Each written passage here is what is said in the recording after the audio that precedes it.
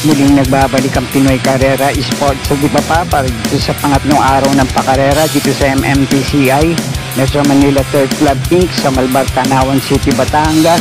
Araw ng Sabado, December 28, 2024 at meron tayong ngayon matutunghayan na 7 karera para sa araw na to at magsisimula ang unang karera na alas 3:00 ng hapon. Kaya simulan na natin ang ating mga karera gabay, giya, tips at analysis para sa araw na to. Okay po, good luck po sa inyong lahat.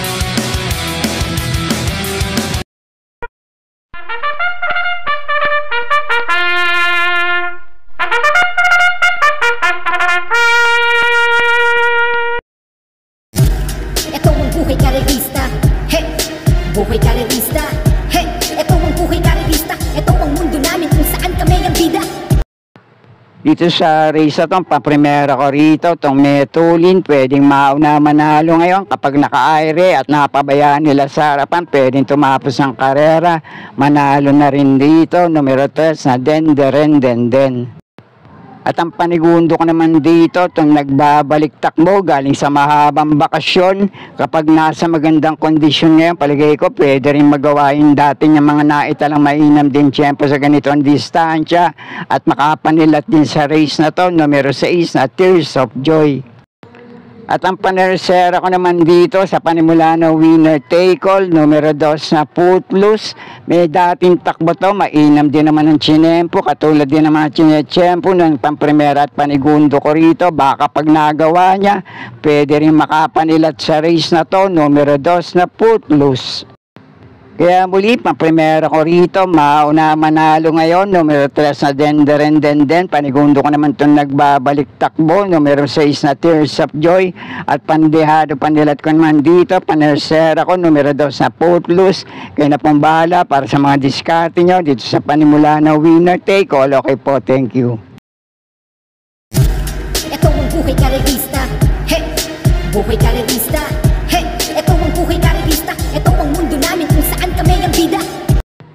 Dito sa race na to, pamprimera ko rito, kung hindi man malyalyamado, isa sa bebentang kalahok dito, numero 1 Velvet Haze. Itong numero 1 Velvet Haze, may minsan laban to dito sa numero 3 na Part-Time Lover na tinalo niya sa datingan. At minsan din tong nasigundo kay Senshi Spirit. At may minsan laban din to at nasigundo rin kay Birchstone. At panigundo ko naman dito, maganda ang numero ngayon at pwesto sa labas. Re-rendahan ngayon ang palitineting si J.D. Flores, numero 7 Dreaming Always. May minsan laban na to dito sa numero 3 na Part-Time Lover, na dikit lang din sila nagkatalo sa meta. At gamay naman to renda ni J.D. Flores, baka mailabas nito yung mas mainam na tiyempo at takbo sa ganito rin naman distansya. Kaya muli, pamprimera ko pa rin dito itong re-renda ni Jackie PM Caballejo, numero 1 Velvet Haze. At panigundo ko naman dito, re-renda ni Jackie J.D. Flores, numero 7 Dreaming Always. Kaya na pong balak, may iba pa rin naman kayo kinukusunadang kalahok sa race na to. Okay po, thank you. Ito ang buhay karerista, he! Buhay karerista, he! Ito ang buhay karerista, ito ang mundo namin kung saan kami ang bida. At dito naman sa race na to, yung 3 pili ko rito, pinakamababa na ngayon sa grupong lalabanan nila. Pamprimera ko rito, maganda ang numero ngayon at pwesto sa labas. Baka magawa niya yung pinakamainam niyang tiyempong naitala sa ganitong distansya, 27 Sarado, itong numero 10 na Advocacy. At panigundo ko naman dito, may inam na rin yung mga huling takbo nito sa parehong distansya. Sana lang, nasa maganda pa rin kondisyon ngayon at muling mapalaban sa grupo na to. Numero 6 na Walking on Sunshine. At ang panersera ko naman dito, bumalik na rin sa grupong tinatalo niya sa mga dating laban nito sa ganitong distansya. Numero 7 Kalanggaman Island. At pwede pa rin naman panama sa pagpipilian dito kapag ginusto ng koneksyon at mapapalaban dito. Pwede rin makapanilat.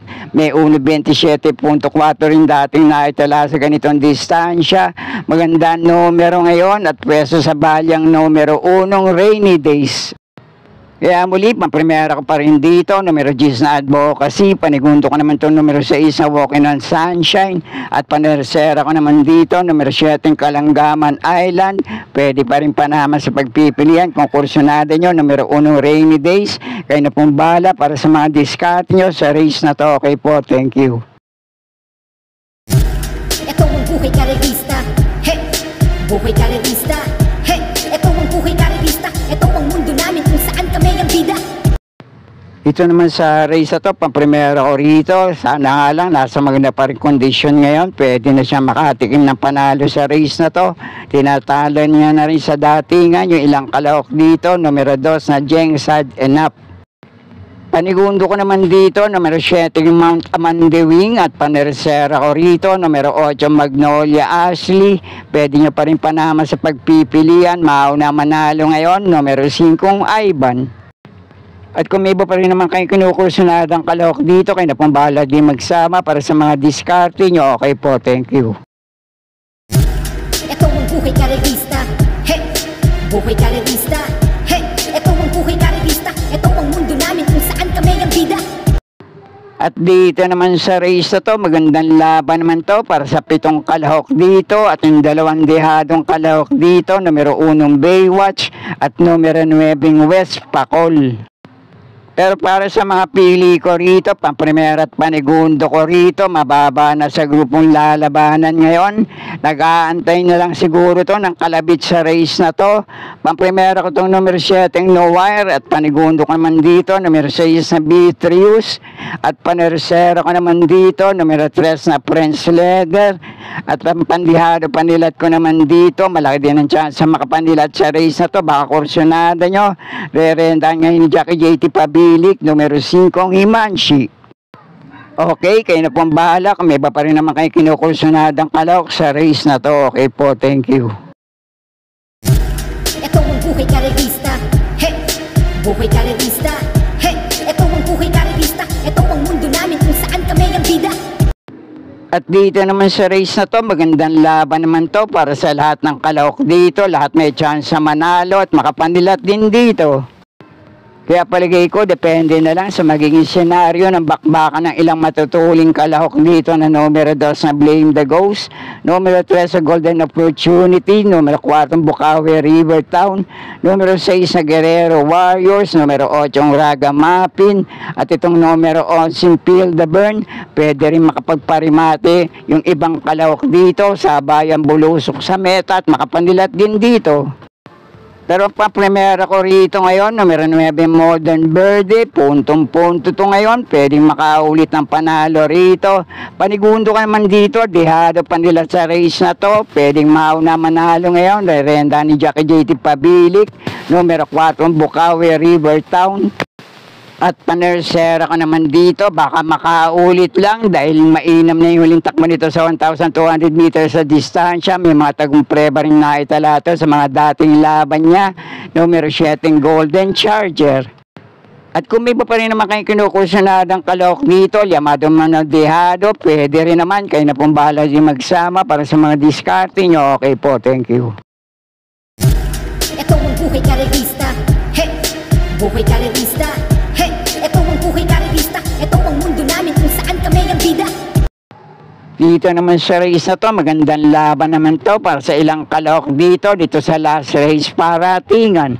At kung may iba pa rin naman kayo kinukursunadang kalahok dito, kayo na pong bahala din magsama para sa mga diskarte nyo. Pamprimera ko itong numero 8 Polite Bell, panigundo ko naman dito, numero 3 na Distant Thunder, at panersero ko naman dito itong couple entry, pareho din may chance sa makapalilat dito, numero 9 Ayuda, at 9A nakakampi nitong Red Soul.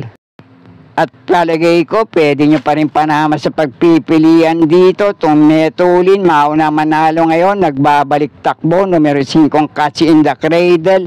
At may mainam din na italang tiyempo sa mga dating laban niya, numero 4 Oktubre 14. At kung may iba pa rin naman kayong kinukursunadang kalahok dito, kayo na pong bahala magsama para sa mga diskarte nyo.